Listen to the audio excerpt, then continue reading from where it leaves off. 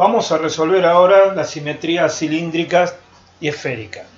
Vamos a usar exactamente los mismos razonamientos, pero antes quiero corregir una omisión y un defecto del discurso en el bloque anterior. La omisión es dar más detalles respecto de esta propiedad de los materiales, la conductividad térmica, una vez que hemos obtenido la expresión para las paredes planas. Recordemos, una pared de longitud lambda, que tiene una diferencia de temperaturas delta T entre sus extremos, de espesor E,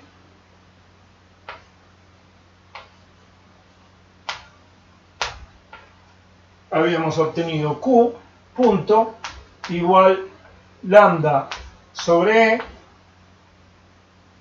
por delta T. Con esta es la cantidad de calor por unidad de tiempo y por unidad de superficie que atraviesa la pared en dirección perpendicular a sus planos extremos. Donde es el espesor, delta T, la diferencia de temperatura forzada entre sus planos límites. Bien, con esta expresión podemos darle una definición descriptiva al coeficiente lambda que llamamos conductividad térmica del material. Si tomamos una pared infinita de un material y hacemos que el espesor de la pared sea la unidad de longitud, digamos 1 metro, y la diferencia de temperatura entre los planos extremos, la unidad de temperatura, digamos 1 Celsius o 1 Kelvin, la conductividad térmica lambda resulta ser numéricamente igual a la cantidad de calor Q punto que atraviesa la pared por unidad de superficie y por unidad de tiempo.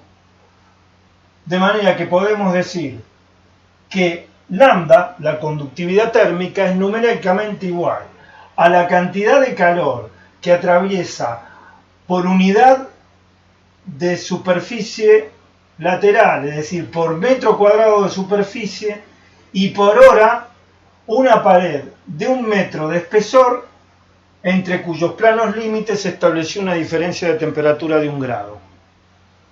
Esta es la descripción física del significado de la conductividad térmica lambda. Los valores que adopta lambda cubren un rango enorme, tanto para materiales sintéticos como para materiales que se encuentran en la naturaleza. Comencemos de menor a mayor. Poliestireno expandido, telgopor, del orden de 0,03. ¿Cuáles son las unidades? Kilocaloría, hora, y acá metro Celsius. Fíjense, ¿por qué metro y no metro cuadrado? Pues a que Q punto tiene unidades, pongámoslo una vez más, kilocaloría sobre hora, metro cuadrado. ¿Por qué metro y no metro cuadrado? Porque al despejar lambda aquí, pasa al numerador el espesor. Y si lo pensamos en términos de la ley de Fourier,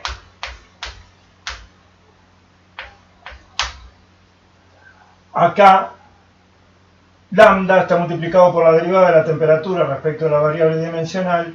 Las unidades de la variable dimensional pasan al numerador y las unidades de temperatura al denominador. Por eso es Celsius y metro, no metro cuadrado, en el denominador de las unidades de lambda.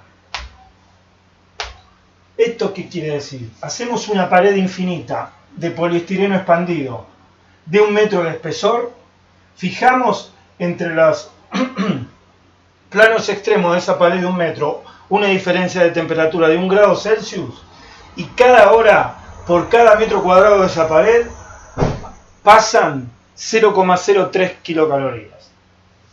Bien, sigamos. El corcho tiene un lambda del orden de 0,04. Acá tenemos un material sintético, acá tenemos un material que aparece naturalmente en la naturaleza. La madera, 0,1.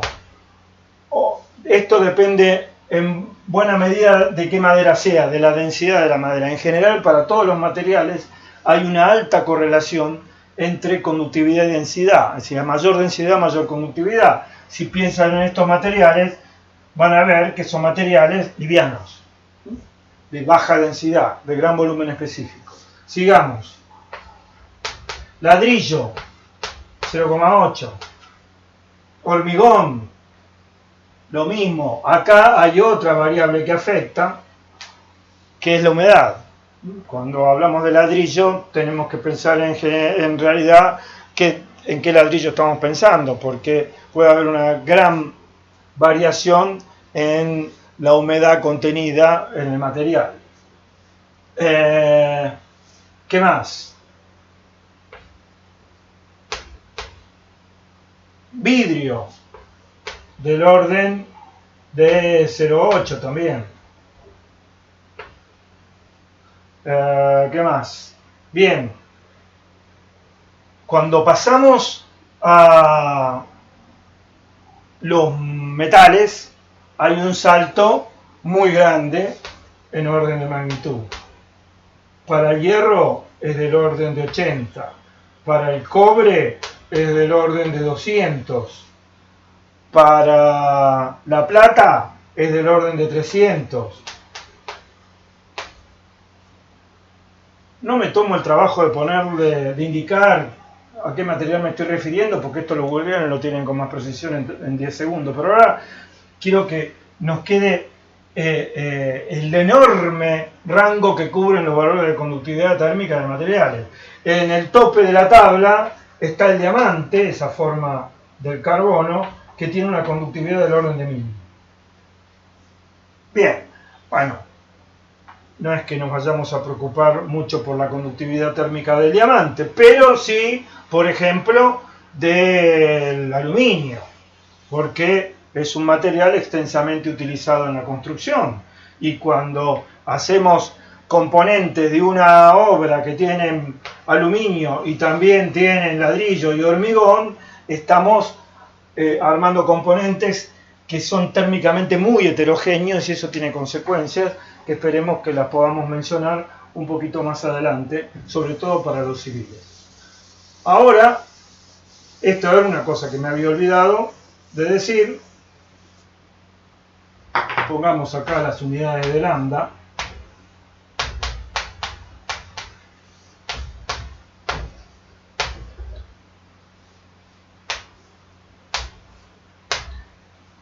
Y ahora el error en el discurso. Yo dije que antes de aplicar la ley de Fourier, en simetría plana llegábamos a la conclusión de que T era T de X y Q era igual a Q de X. Q punto. Pero yo dije esto después de haber dicho que si T era T de X, Q punto tenía que ser Q punto de X, porque la derivada de T respecto, si T era T de X, la derivada de T respecto de X también era función de X, y por lo tanto Q punto también, porque lambda era constante. Y planteándolo así, estoy usando la ley de Fourier para llegar a la conclusión de que Q punto en la pared plana, en régimen permanente, es función solo de X. Y en realidad, si bien hice eso porque fue lo que me salió y lo que resultó más cómodo, y cuando después dije que esto era previo a la ley de Fourier, ya me había olvidado lo que había dicho, en rigor no es necesario apelar a la ley de Fourier para llegar a la conclusión de que Q punto tiene que ser también solo función de X. Porque vale lo mismo que para T de X. Si bien Q punto no es una variable de estado, es una variable que depende de la evolución, en esta evolución, las condiciones de la evolución son permanentes. Es una evolución permanente, estacionaria. La situación es siempre la misma evolución en el mismo estado estacionario. Por lo tanto, yo podría observar en la evolución Q punto, que tiene que ser estacionario. pero no solo tiene que ser estacionario, tiene que responder a las mismas condiciones de geometría del problema. ¿Por qué? Porque si yo hiciera girar el problema, si vuelvo a razonar en términos de simetría, hago girar el problema alrededor de un eje perpendicular a la pared, todo lo que está en posiciones simétricas respecto a la pared y es observable, tiene que respetar la simetría de la pared, si no volvería a caer en que tengo el mismo problema con dos soluciones. Si yo pudiera observar Q puntos, si tuviera un instrumento que me permitiera observar Q puntos, no hace falta que este instrumento exista, solo basta con conceptualizar que podría hacerlo. Yo no puedo dar vuelta a la pared y resulta que cambió la distribución de Q punto en un plano paralelo a un plano extremo, porque eso significaría de nuevo que el mismo problema tiene dos soluciones distintas. Así que bien podemos llegar a la conclusión de que Q punto es Q punto de X sin pasar por la ley de Fourier. Hecha esta salvedad, vayamos a la geometría cilíndrica. Ahora, el modelo físico es este.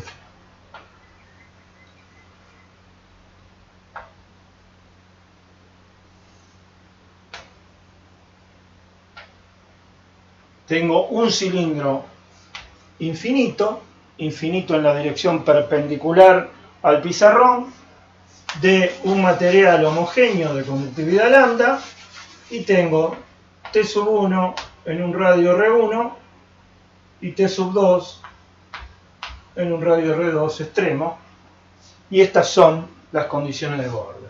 Vamos a ver cómo concluimos por simetría que T tiene que ser T de R,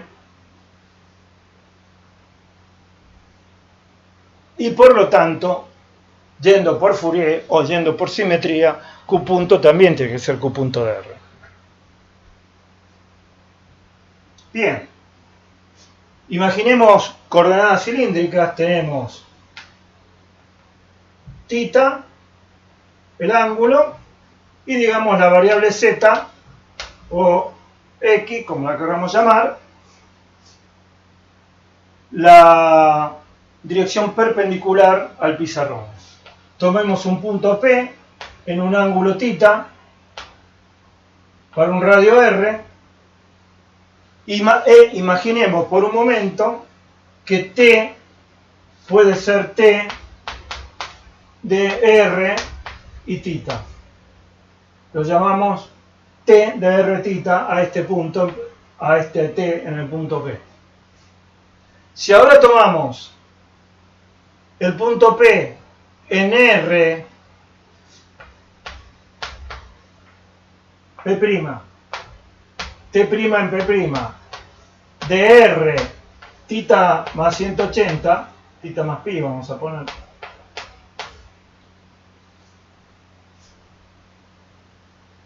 Resulta todavía más fácil que en la simetría plana darse cuenta que si giramos el problema 180 grados alrededor del eje Z, P pasa a ser P' y viceversa, y por lo tanto no podría ser T' de P' distinto de T de P, porque si no, al girar 180 tendríamos el mismo problema con dos soluciones distintas. O sea, T es T de R y Q punto será Q punto de R.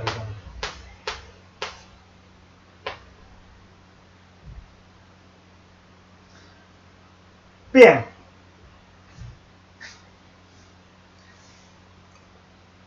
No hace falta que vayamos muy en detalle respecto de por qué no puede ser función de z, t, ¿no?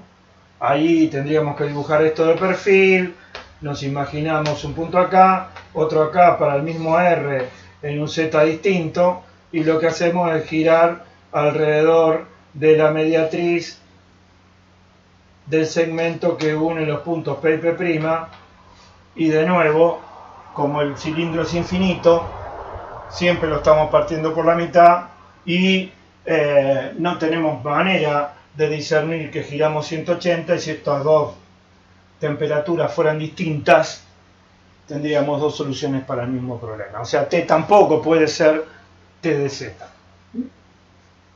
Bien, falta ahora el razonamiento calorimétrico antes de aplicar la ley de Fourier. ¿Cuál es en este caso? Bien, tomamos dos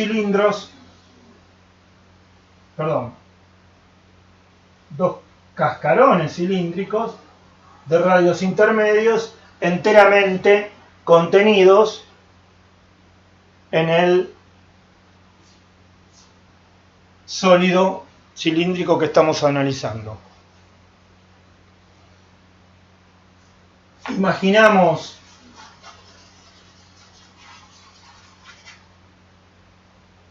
un desarrollo en L cualquiera,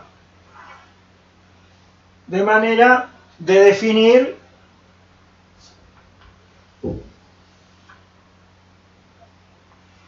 un sólido cilíndrico finito contenido en la geometría de nuestro problema.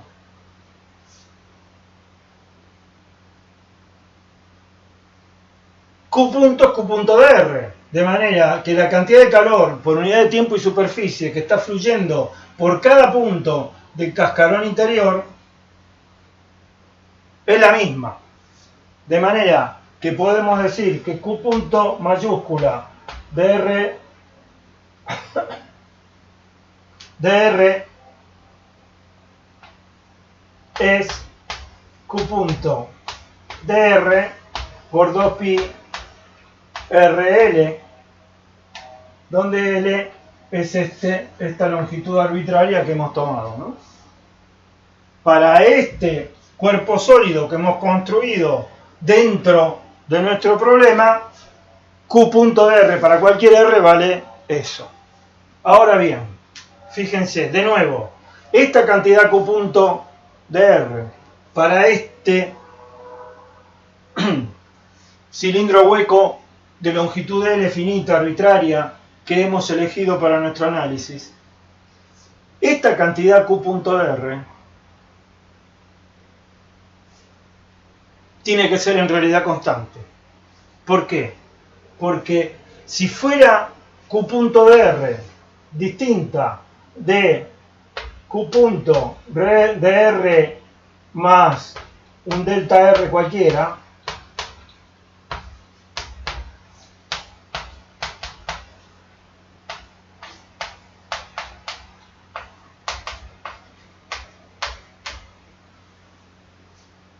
si esta cantidad Q punto de R fuera distinta de esta,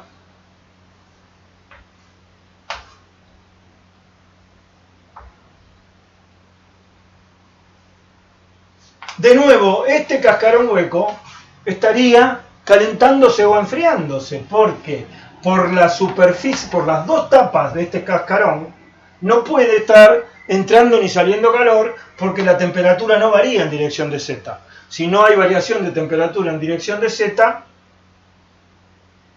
no hay flujo de calor, de manera que todo el calor pasa a través de las superficies laterales de este cilindro hueco de longitud L. Y la cantidad de calor que entra tiene que ser igual a la que sale, porque si no, este cilindro de longitud L hueco contenido íntegramente dentro del que estamos analizando, se estaría calentando o se estaría enfriando. Y sabemos que el problema es de régimen permanente, el tiempo no es una variable. O sea que Q de R es igual, Q punto, igual a Q punto de R más delta R, igual a constante. Este razonamiento calorimétrico nos lleva a que esta cantidad es constante y con este dato aplicamos la ley de Fourier. Decimos menos lambda por derivada de t respecto de r por 2pi r por L, siendo r cualquier radio entre R1 y R2 y L una longitud cualquiera, es igual a constante. Igual, vamos a hacer así, igual a Q punto mayúscula igual a constante. Y esta ecuación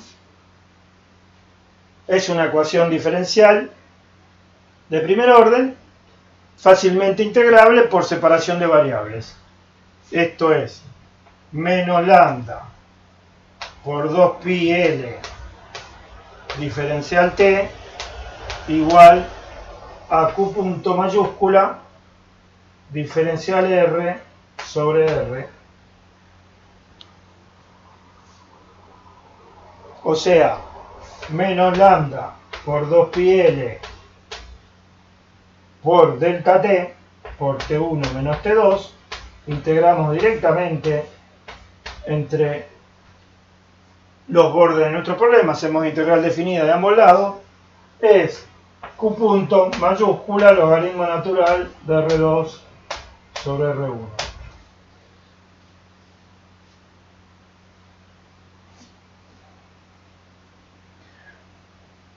Si pasamos L del otro lado, nos queda Q punto sobre L, una cantidad de calor que fluye a través de la configuración por unidad de longitud transversal. Es una magnitud útil esa porque nuestro cilindro es infinito.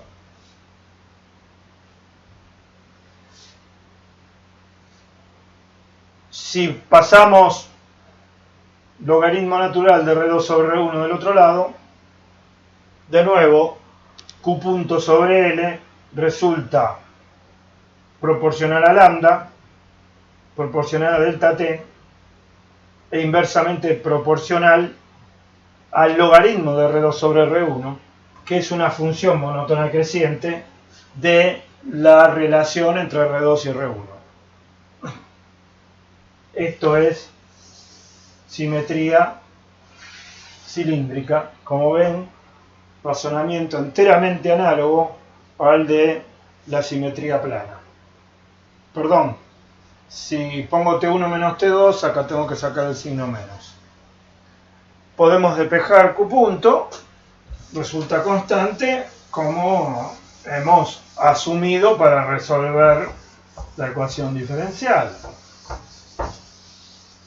Q punto mayúscula resulta ser lambda 2pi L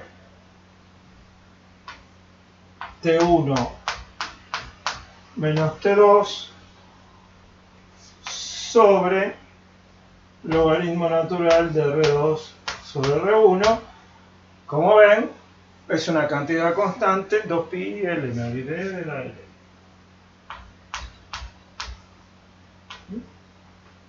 Esta L es arbitraria porque la longitud es infinita, de manera que si la pasamos al denominador nos queda una cantidad de calor por unidad de tiempo y longitud, que esto sí es independiente de la longitud arbitraria que elijamos para obtener las cantidades. Así que tenemos Q punto mayúscula, esta cantidad es constante. Fíjense que esto implica que Q punto minúscula no lo va a ser. La forma más fácil de obtenerla es a partir de acá, si en vez de T2 ponemos T y en vez de R2 ponemos R como límite de integración, nos queda la función de T, lambda 2pi L T1 menos T igual a Q punto logaritmo natural de R sobre R1. Si combinamos estas dos ecuaciones, vamos a obtener que T, vamos a ponerlo acá para que quede más claro, la ley de Fourier, ya la vamos sabiendo, T queda igual a T1 más T2 menos T1 logaritmo natural de R2 sobre R1 por logaritmo natural de R sobre R1.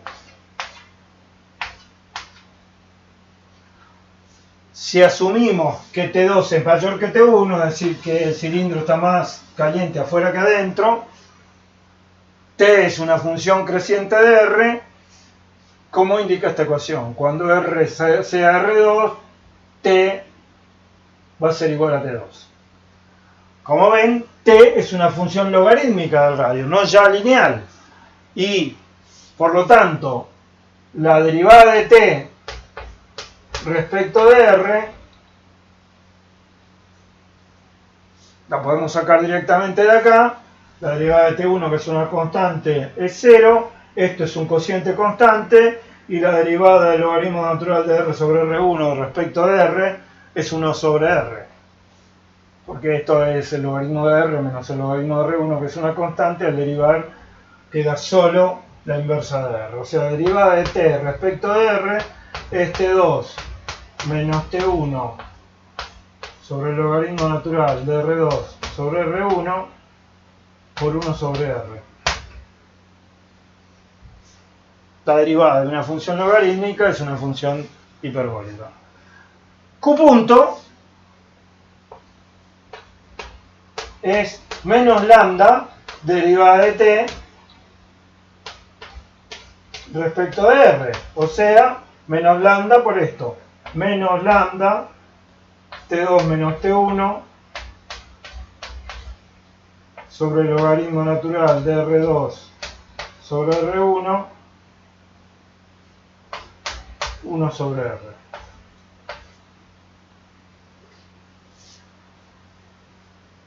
Como hemos asumido T2 mayor que T1, en esta ecuación el signo de Q punto resulta negativo porque todo lo demás es positivo si T2 es mayor que T1. ¿Eso qué quiere decir? Que Q punto apunta hacia las R negativas, es decir, Q punto fluye de afuera hacia adentro, lo cual se corresponde con que T2 sea mayor que T1. Si T2 es menor que T1, este paréntesis es negativo, todo lo demás es positivo, con el signo menos adelante del lado derecho de la ecuación, Q punto queda apuntando hacia afuera, como corresponde si T1, si adentro el cilindro está más caliente que afuera. Y hasta aquí, coordenadas cilíndricas. Vamos ahora a las coordenadas esféricas. Al repetir los razonamientos por tercera vez, nos debería salir más fácil todavía. Además, la simetría esférica es la más fácil de pensar. Así que este debería ser el caso más fácil. Vamos a escribir de nuevo la ley de Fourier.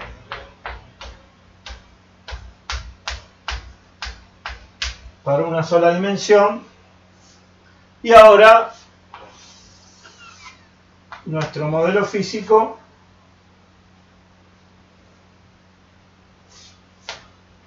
es este.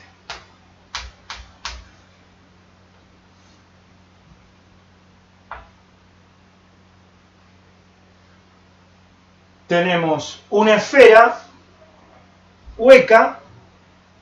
Las condiciones de borde son T1 constante en el cascarón esférico interior y T2 constante en el cascarón esférico exterior. Aquí los razonamientos de simetría son todavía más sencillos que en el caso cilíndrico. De nuevo tomamos un punto P acá, uno P' diametralmente opuesto, giramos y si T en P fuera distinto que T en P', tendríamos para el mismo problema dos soluciones distintas. O sea, T igual T de R y por lo tanto Q punto igual Q punto de R de nuevo. Y ahora el razonamiento calorimétrico. Tomamos dos cascarones esféricos. Acá es más fácil porque no hay que limitarnos de otra manera, porque la configuración no es infinita en ninguna dirección, es infinita en la pared plana en Y y Z, y era infinita en el cilindro, en la dirección del eje del cilindro. Acá no hay ninguna dimensión infinita, de manera que es más fácil de pensar. Tenemos una esfera hueca contenida dentro de nuestra esfera hueca. Estos dos cascarones esféricos están íntegramente contenidos en nuestro sólido de conductividad lambda, que me olvidé de poner. Nuevamente, la cantidad de calor total por unidad de tiempo que atraviesa este cascarón interior tiene que ser igual a la que atraviesa el cascarón exterior, porque si no, el sólido contenido entre ellos debería estar calentándose o enfriándose. O sea, Q punto, de nuevo, mayúscula, igual constante. Y Q punto mayúscula es Q punto minúscula por 4pi r cuadrado. Y esto es lo que tiene que ser constante. Ahora escribimos la ley de Fourier, menos lambda derivada de t respecto de r por 4pi r cuadrado igual constante. La técnica para igual a Q punto, ¿no? Vamos a poner Q punto, así sabemos de qué constante estamos hablando. Este Q punto es constante. La técnica de integración es la misma, menos lambda diferencial t por 4pi igual a Q punto diferencial r sobre r. Queda integrando diferencial r sobre r cuadrado, sobre r cuadrado. Integrando queda menos lambda 4pi t2 menos t1. Si dejo el menos, tengo que poner los límites de integración bien, igual a Q punto, y acá queda 1 sobre R1 menos 1 sobre R2. Acá sí invierto los límites porque la integral de 1 sobre R cuadrado es menos 1 sobre R. Así que es menos 1 sobre R2 menos 1 sobre R1, que es al revés. Q punto resulta constante.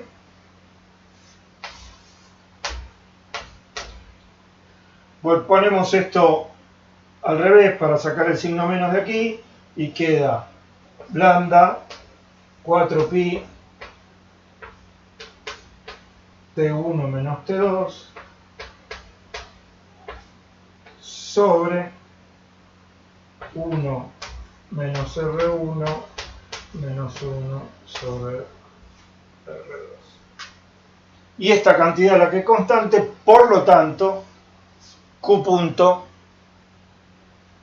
minúscula tampoco es constante. Al avanzar hacia los cascarones exteriores, desde adentro de la esfera, como la cantidad total de calor por unidad de tiempo tiene que permanecer constante, esto es Q punto mayúscula, como a medida que vamos hacia afuera, la superficie que atraviesa esa cantidad de calor es mayor, aumenta con el cuadrado del radio, entonces la cantidad total de calor, Q punto minúscula, por unidad de tiempo y por unidad de superficie, tiene que disminuir con el cuadrado del radio. Eso podríamos obtenerlo, primero, obteniendo la función t de r. Para eso todo lo que tenemos que hacer en esta expresión es cambiar t2 por t y r2 por r. Esto es lo que obtendríamos de cambiar los límites de integración. En vez de integrar hasta el radio R2, integramos hasta un radio intermedio genérico y nos queda la función de t, como hicimos en cilíndrica. T queda función de la inversa del radio. Al derivarla respecto del radio, queda una función inversa del cuadrado. Esa es la derivada de t respecto de r. Una función inversa al cuadrado de la distancia, del cuadrado del radio. Al reemplazar acá queda Q punto minúscula, función de la inversa al cuadrado del radio. Esto es lo que es necesario que ocurra para que Q punto mayúscula permanezca constante. Bien, hasta aquí todo lo que es conceptualmente necesario para resolver problemas de conducción de calor en una dimensión, para coordenadas, para simetría plana, para simetría cilíndrica y para simetría esférica. ¿Qué complicación podemos introducir en la práctica, en los ejercicios? Y bien, lo que puede ocurrir es que lambda sea también función de la variable dimensional de la que depende t, porque aún así la función de t es integrable. En la práctica, la forma en la que ocurre que lambda sea función de la variable dimensional es que el sólido en cuestión, la pared plana, el cilindro o la esfera, no sean una sola capa homogénea, sino sean una superposición de capas.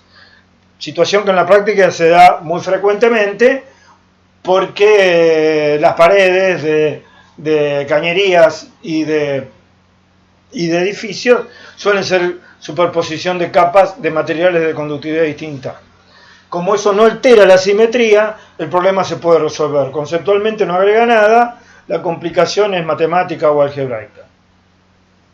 Si quisiéramos poner un problema teórico, podríamos agregar un lambda que sea una función continua de R y pedirles que encuentren la función t, q punto, las variables que en estos problemas se juegan. Bueno, esto ha sido conducción de calor en sólidos.